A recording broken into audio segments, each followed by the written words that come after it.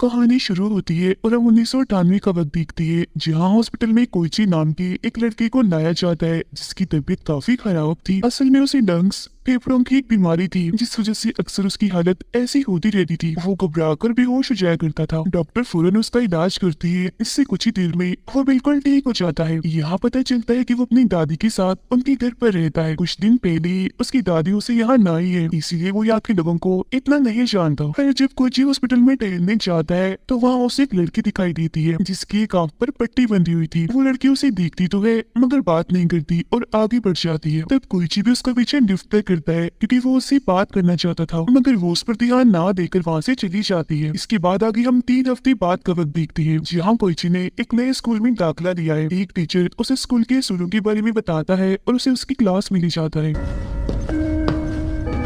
जब क्लास में आने के बाद कोइची सबको अपने बारे में बताने लगता है कि कुछ वक्त पहले ही मेरी मॉम की मौत हो गई है और मेरे डैड इंडिया गए हैं काम के सिलसिले में, इसलिए मैं यहाँ अपनी दादी और चाची के साथ रहता हूँ। इसी दौरान कोइची की नजर क्लास की एक लड़की पर जाती है जो और कोई नहीं बल्कि वही थी जो उसे हॉस्पिटल में मिली थी, यानी जिसकी आंख पर पट्टी थी। फिर पहली क्लास खत्म होने के बाद कोइची कुछ बच्चों से बात करता है और उस लड़की के बारे में पूछने लगता है। आगे वो बच्चे कोइची को एक कागज देते हैं जिसमें हर बच्चे की सीट के बारे में लिखा था, मतलब कि कौन सा बच्चा कहाँ बैठेगा। जिसे देखकर कोइची हैरान रह जाता है क्योंकि वो देखता है कि जिस जगह पर वो लड़की बैठी हुई थी वहाँ तो कोई सीट ही नहीं है। स्कूल खत्म होने के बाद जब वो अपने घर जाता है तो उससे मिलने उसकी चाची आती है। इनकी बातों से हमें पता चलता है कि उसकी चाची भी उसे स्कूल में पढ़ाती है, यानी जिस स्कूल में कोइची जाने लगा है। यहाँ उसकी चाची उसे दोबारा स्कूल के असूल बताने लगती है। कहती है कि जो भी टीचर तुम्हें कहे हमेशा वही करना, उनकी बात के खिलाफ मत जाना। अगले दिन कोइची स्कूल में एक लड़की से मिलता है जिससे उसकी दोस्ती हो जाती है। जहाँ इसी बीच उसे दोबारा से स्कूल की छत पर हॉस्पिटल वाली लड़की दिखने लगती है। इस बारे में वो अपने दोस्त को भी बताता है, जिस पर वो कहती है कि मुझे तो वहाँ कोई नहीं दिख रहा,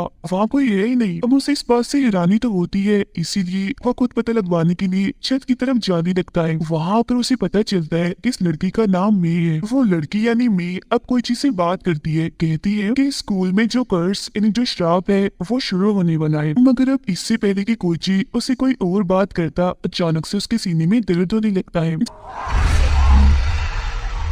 जिसके फौरन बाद वो डॉक्टर के पास आ जाता है। डॉक्टर उसका चेकअप करने की बात बताता है कि तुम्हें बिल्कुल ठीक होने में अभी वक्त लगेगा, बस तुम्हें परेशान नहीं होना और अपनी दवाई टाइम पर लेना रोजाना। अब अगले दिन स्कूल जाकर कोइची मे पर नजर रखने लगता है। वो देखता है कि एक और आदमी भी है जो उसकी तरह मे पर नजर रख रहा है। अब तभी उसकी क्लास का एक लड़का कोइची के पास आकर बताता है कि वो आदमी जिस लड़की पर नजर रखे हुए है वो दरअसल इस स्कूल का लाइब्रेरियन है, यानी जो लाइब्रेरी में काम करता है। अब कोइची उससे ही मे के बारे में पूछने लगता है। अभी वो मे के बारे में उसे बताने ही वाला था कि तभी उसकी दोस्त आकर उसे अपने साथ ले जाती है। जिसके बाद अब कोइची खुद ही लाइब्रेरी में चला जाता है लाइब्रेरियन से बात करने के लिए। यहाँ उसे एक डॉल की ड्राइंग मिलती है जो एक खिलौना था, जिसे देखकर कोइची को याद आता है कि बिल्कुल ऐसी डॉल में भी अपने साथ लेकर चलती है। अब इतनी देर में वहाँ लाइब्रेरियन आ जाता है जो कोइची को उसकी क्लास में जाने का कहता है। अब कैसे भी करके कोइची सब जानना चाहता था, इसीलिए वो अपने क्लास के 2 लड़कों के पास जाकर सारी सच्चाई पूछने लगता है। तो वो उसे बताते हैं कि सालों पहले मे नाम की एक लड़की 3rd ईयर क्लास में पढ़ती थी, मगर फिर अचानक एक दिन उसकी मौत हो गई और बस उसी दिन के बाद से उसकी सीट पर कोई नहीं बैठता। मगर उसकी मौत के बाद क्लास के बच्चों ने उसकी सीट पर एक डॉल को रख दिया और बिल्कुल ऐसे ही बर्ताव किया जैसे वो सच में क्लास में मौजूद है। जिसके बाद वो सारे बच्चे वहाँ से चले गए और बस तभी से उनका मानना है कि मैं आज भी एक स्टूडेंट के रूप में उस सीट पर आकर बैठती है, यानी वो स्टूडेंट जिसे इतने वक्त से कोइची भी देख रहा है। अब उनकी ये बातें सुनकर कोइची काफी घबराने लगता है क्योंकि उसे अजीब लग रहा था ये सोचकर कि मैं इतने वक्त से एक आत्मा को देख रहा हूँ। फिर जैसे वो ऊपर देखता है तो वो लड़की उसे दोबारा से दिखने लगती है, जिससे एक बार फिर उसकी तबीयत खराब हो जाती है। इसीलिए वो डॉक्टर के पास चला जाता है। यहाँ उसकी मुलाकात एक नर्स से होती है जो उस स्टूडेंट की बहन है जिसने कोइची को लाइब्रेरियन के बारे में बताया था और जिससे कोइची ने मे के बारे में जानने की कोशिश की थी। यहाँ कोइची उसे भी मे के बारे में बताकर पूछने लगता है कि मैंने उसे इस हॉस्पिटल में भी देखा था, वो यहाँ क्या करने आती है। इस पर वो नर्स कहती है कि अभी तो मैं इस बारे में नहीं जानती, मगर पता लगवाकर मैं तुम्हें बता दूंगी लाजमी। अब एक दिन कोइची को एक डॉल्स की शॉप मिलती है जहाँ बहुत सारी गुड़िया थी, इसीलिए वो अंदर जाकर चेक करने लगता है। जिस दौरान हम देखते हैं कि उसकी दोस्त उसे इस दुकान के अंदर जाते हुए देख रही है। दुकान के अंदर कोइची को मेई की गुड़िया भी दिख जाती है, जिसे अभी वो देख ही रहा था कि तभी यह मेई खुद आ जाती है। इसे देखकर वो उसे सवाल करने लगता है। अब मेई उसे अपनी आंख से पट्टी हटाकर दिखाती है, जिससे हमें पता चलता है कि उसकी वो आंख कांच की है। तो वो उसे अपनी इस आंख के बारे में बताती है, कहती है कि मेरी ये आंख बहुत तेज है, किसी की भी होने वाली मौत को देखने में मदद करती है। मतलब कि मुझे पता चल जाता है कि कौन इंसान मरने वाला है। इस वक्त भी उसे एक लड़की की मौत के बारे में पता था, जो और कोई नहीं बल्कि कोइची की दोस्त थी। अब उसकी ये बातें सुनकर घबराता हुआ वो अपने घर आ जाता है। फिर अगले दिन स्कूल में कोइची की दोस्त देखती है कि वो मेई पर नजर रख रहा है, उसका पीछा कर रहा है, जो देख वो काफी घबरा जाती है और उसके पीछे जाकर उसे ऐसा करने से मना करती है, मगर वो उसकी बात नहीं सुनता और मेई के पीछे चला जाता है। वो मेई को हाथ लगाकर देखता है कि कोई भूत आत्मा नहीं है, बल्कि ये असली की इंसान है, जिसे सब आत्मा समझ रहे हैं। तभी हम भागते हुए कोइची की दोस्त भी आ जाती है और उस पर गुस्सा करने लगती है कि तुम मेई का पीछा करना क्यों नहीं छोड़ रहे। अब तभी हम देखते हैं कि बाहर लगी आग एकदम से बढ़ जाती है और जोर से आकर खिड़की के शीशे पर लगती है, जिससे शीशा टूट जाता है और कांच सीधा आकर कोइची की दोस्त की गर्दन में घुस जाता है। और वो कांच का टुकड़ा तेजदार नुकीला था, जिससे उसका बहुत सारा खून बह गया था, इसीलिए उस बेचारी की मौके पर ही मौत हो जाती है। अब जैसे कि मैंने उसकी मौत को देखा था तो वो सच में मर गई। इसी बीच मैं अपने उस आंख से देखती है कि उस लड़की की लाश के आसपास बहुत सारा खून जैसा लिक्विड निकल रहा है, जिसका मतलब था कि उसे ऐसे पता चलता है कि कोई इंसान मरने वाला है। अब ये लिक्विड उसने देख लिया था, तो इसका मतलब आगे भी किसी इंसान की मौत होने वाली है। फिर तभी और भी बहुत सारे बच्चे आ जाते हैं और उस लड़की की मौत पर काफी दुखी हो जाती है, मगर वो उसकी मौत का जिम्मेदार कोइची को ही समझ रही थी, क्योंकि उसने ही स्कूल के असूल तोड़े थे, जिस वजह से मौतें होना शुरू हो गई है, यानी कि कर्ज वापिस आ गया है। मगर वो अभी भी कुछ नहीं समझ पाता। फिर शाम को जब वो हॉस्पिटल में जाता है तो नर्स उसे बताती है कि मैं यहाँ कुछ दवाइयाँ लेने आती रहती है। फिर अब अगले दिन कोइची अपनी क्लास के उसी लड़के इन्हीं नर्स के भाई से कर्ज इन्हीं शराब के बारे में पूछने लगता है, क्योंकि मैंने भी उसे किसी कर्ज के बारे में ये कहा था, मगर वो उसे कुछ भी नहीं बताता और नजरअंदाज करके उसे दूर जाने लगता है। साथ ही वो कोइची को ये भी कहता है कि मेरी बहन यानी उस नर्स से भी तुम दूर ही रहो। अब यहाँ हमें पता चलता है कि मैं कोई भूत या आत्मा नहीं है, बल्कि ये सच में एक लड़की एक स्टूडेंट है जो इसी स्कूल में पढ़ती है, मगर सारे बच्चे और टीचर्स उसे नजरअंदाज करती है और ऐसे समझते हैं जैसे वो यहाँ है ही नहीं, मतलब कि देख कर भी अनदेखा कर देना। मगर इसके पीछे वजह क्या थी इसके बारे में कोई नहीं जानता था, पर वो इस बारे में कैसे भी करके पता करना चाहता था, इसीलिए वो हॉस्पिटल जाकर नर्स के पास जाने लगता है। मगर तभी उसे याद आता है कि नर्स के भाई ने मुझे इसे दूर रहने का कहा है, इसीलिए वो उसके पास नहीं जाता। अब नर्स को हम देखते हैं जो अकेले लिफ्ट से जा रही थी, मगर तभी अचानक कहीं से एक कांच सीधा आकर उसके सर में घुस जाता है, जिससे वो भी वही मारी जाती है। कोइची जल्दी से उसके पास जाता है और अपनी आंखों के सामने एक के बाद दूसरे में देखकर काफी हैरान भी रह जाता है और डर भी गया था। अगले दिन जब नर्स को दफनाया जा रहा था तो हम देखते हैं कि नर्स का भाई कोइची से बात नहीं करता, वो बस उसे घोड़े ही जा रहा था, क्योंकि वो उसे अपनी बहन की मौत का जिम्मेदार समझ रहा था। इसके अलावा जब वो क्लास में जाता है तो वहाँ भी कोई उससे बात नहीं करता, उसे सब देखकर भी नजरअंदाज कर देती है। 今朝なんかあったっけ山田。 ऐसा दरअसल वो लोग इसलिए कर रहे थे क्योंकि उनका मानना था कि अगर वो मेई के साथ साथ कोइची को भी नजरअंदाज करेंगी तो शायद मौतें होना फिर से बंद हो जाएंगी। फिर जब वो क्लास की सीटों वाली लिस्ट देखता है तो ये देखकर काफी हैरान रह जाता है कि उसकी और मेई की सीट को कैंसिल कर दिया गया है, क्योंकि उस पर क्रॉस लगाया हुआ था, जिसका मतलब था कि अगर वो क्लास में आए और ना आए बराबर ही है। फिर अब स्कूल खत्म होने के बाद वो मेई के पास जाता है और उससे पूछता है कि आखिर सब क्या हो रहा है, ये स्कूल में अजीब क्या चल रहा है, जिस पर वो उसे बताती है कि हर साल जब भी बच्चों का इस स्कूल में एडमिशन यानी दाखिला होता है तो एक बच्चे को नजरअंदाज करने के लिए वोटिंग की जाती है, मतलब कि जिस बच्चे का भी नाम आएगा उसे पूरे साल नजरअंदाज किया जाएगा जैसे वो स्कूल में है ही नहीं। ऐसा इसलिए किया जाता है क्योंकि सबका मानना था कि अगर वो ऐसे नहीं करेंगे तो स्कूल में पैरानॉर्मल यानी अजीबोगरीब चीजें होने लगेगी, जिससे एक के बाद एक स्टूडेंट मारे जाएंगे। ये एक किस्म का कर्ज है।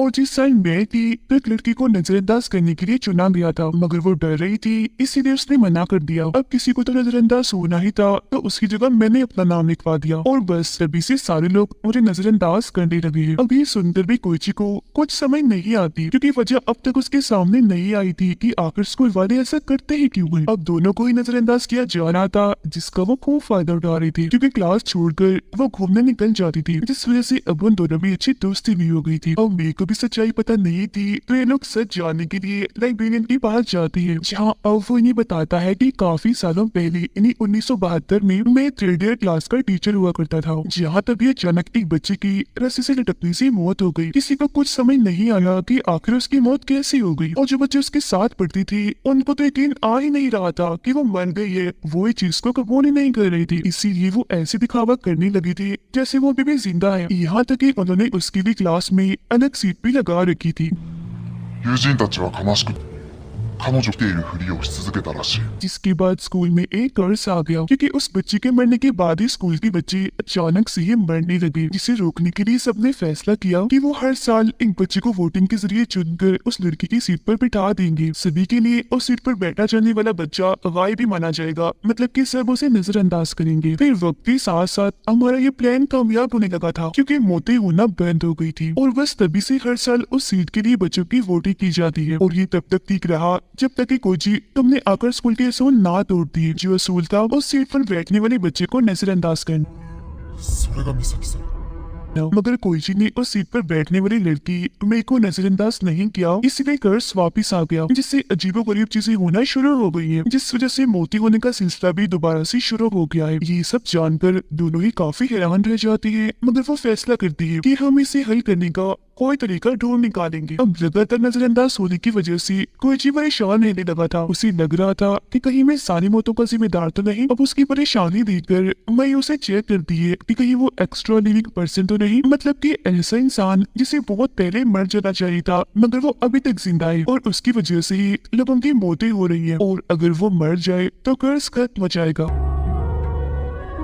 यानी कि मैं एक्स्ट्रा लिविंग को भी देख सकती है। उसे पता चल जाता है कि कोई चीज एक्स्ट्रा लिविंग नहीं है, और ये सब कुछ भी अपनी आंख के जरिए ही देख सकती थी। अब हम स्कूल के एक टीचर को देखते हैं जो इस वक्त अपने घर पर थे। वो अपनी वाइफ को खाना खिलाकर बर्तन उठाकर ले जा रही थी, मगर तभी अचानक उनका पैर फिसल जाता है, जिस वजह से उनके हाथ में जो चम्मच था वो उनकी आंख में घुस जाता है, जिससे उनका इतना खून बहता है, इतनी तकलीफ होती है कि मौके पर ही उनकी मौत हो जाती है। इसके बाद उस स्कूल की एक बच्ची को हम देखते हैं जो साइकिल पर बैठकर कहीं जा रही थी, मगर तभी अचानक पता नहीं कैसी उसकी साइकिल की ब्रेक फेल हो जाती है, जिससे साइकिल अब उसके कंट्रोल से बाहर हो जाती है। जिस दौरान जैसे वो सड़क पर जाती है तो सामने आती है गाड़ी से वो टकरा जाती है। वो फौरन नीचे गिर जाती है, जिससे वो काफी जख्मी हो गई थी, इसलिए मौके पर उसकी भी मौत हो जाती है। फिर अगले दिन स्कूल में जब उसकी मौत का पता चलता है तो सारे ही बच्चे काफी दुखी हो गए थे, और उन दोनों को ही इस सब का जिम्मेदार कह रही थी। जबकि उधर वो दोनों लाइब्रेरी में जाकर 1972 की फाइल्स देखने लगते हैं, जिस बीच कोईची को एक तस्वीर मिलती है जो और किसी की नहीं बल्कि उसकी चाची की थी, जिसका मतलब था कि वो भी उस वक्त इन्हीं 1972 में उस क्लास के स्टूडेंट थी। इसके बाद मजीद छानबीन करने के लिए वो उस स्कूल के दूसरे हिस्से में जाती है जहाँ सबका जाना मना था, क्योंकि 1972 के टाइम क्लास वही लगती थी। वो यहाँ पर छानबीन करने लगती है ताकि उन्हें कोई क्लू, कोई सुराग मिल सके, और तभी कोईची को यहाँ एक ऑडियो टेप मिल जाती है जो काफी पुरानी लग रही थी। जब ये लोग उसे सुनती है तो पता चलता है कि इसे भी उसी वक्त 1972 में रिकॉर्ड किया गया है।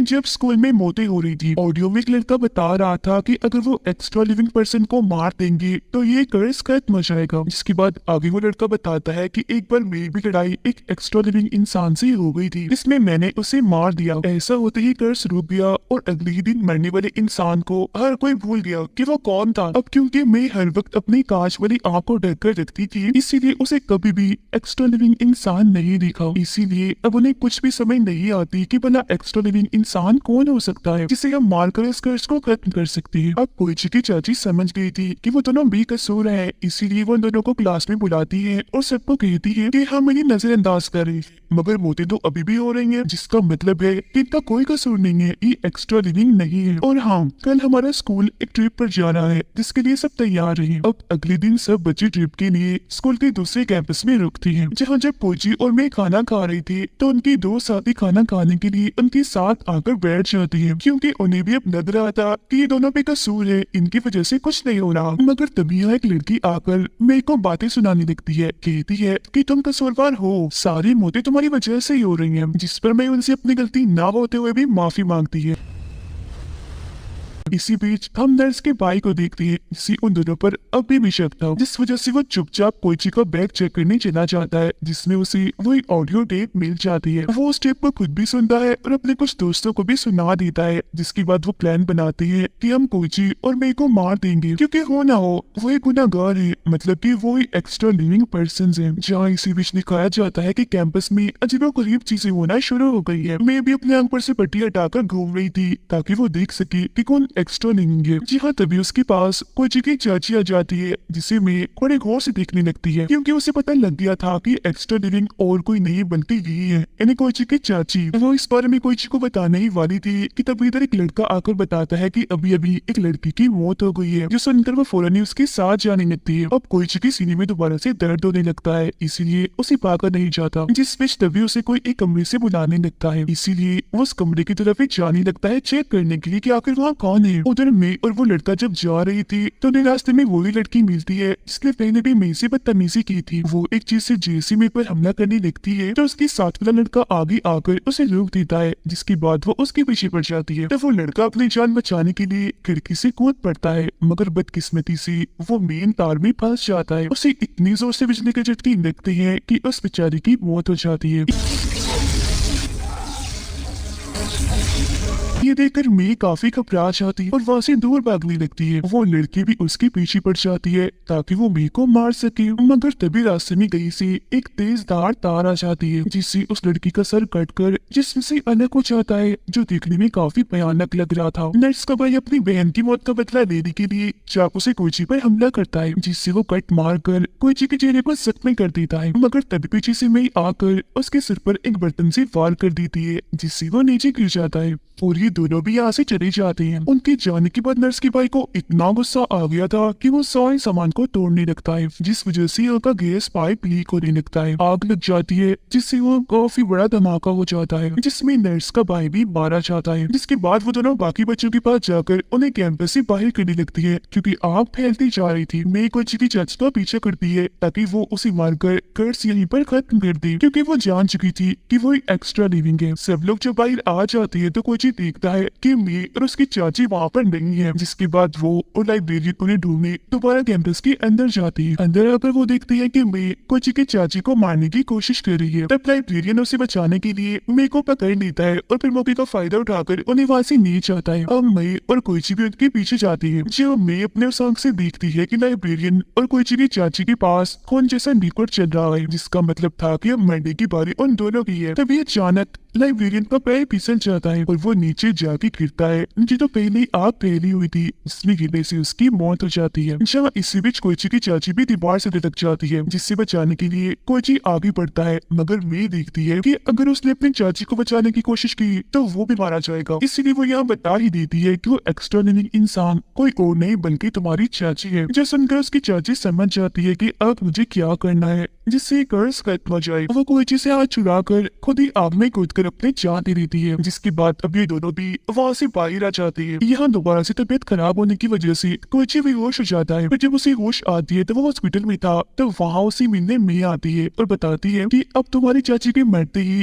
कर्स खत्म हो गया है और सब उनको भूल गई है, बिल्कुल वैसे ही जैसे 1972 के टाइम में हुआ था। क्योंकि पुरानी टेप तो जल गई थी, इसीलिए वो आगे के बच्चों के लिए नए टेप में एक रिकॉर्डिंग करती है। इसमें वो बताते हैं कि अगर कर्स दोबारा से शुरू हो जाए तो क्या करना है। इसके बाद कोइची अपनी दादी के साथ अपने डैड के पास जाने के लिए तैयारियां कर रहा होता है। जाते जाते वो मेरे को अलविदा कहने भी आता है। इसके बाद हम आखिर में 2012 का वक्त देखते हैं, जहाँ स्कूल में एक लड़की को कोइची और मेरे की रिकॉर्ड की हुई टेप मिल जाती है। साथ ही हम देखते हैं कि उनकी क्लास का टीचर और कोई नहीं बल्कि लाइब्रेरियन था, जो कि 14 साल पहले आग में गिरा तो था, मगर वो बच गया था, जिसका मतलब था कि ये कर्स फिर से शुरू हो गया है, क्योंकि उसे मर जाना चाहिए था, मगर वो नहीं मरा, अभी भी जिंदा है। इसका मतलब था कि अगला एक्स्ट्रा लिविंग पर्सन ही लाइब्रेरियन है, मगर इसके बारे में पता कैसे चलेगा, क्योंकि वो तो बस मैं ही देख सकती थी। इसका मतलब था कि अब दोबारा से मौतें होना शुरू हो जाएंगी और इसी के साथ ही कहानी इधर ही खत्म हो जाती।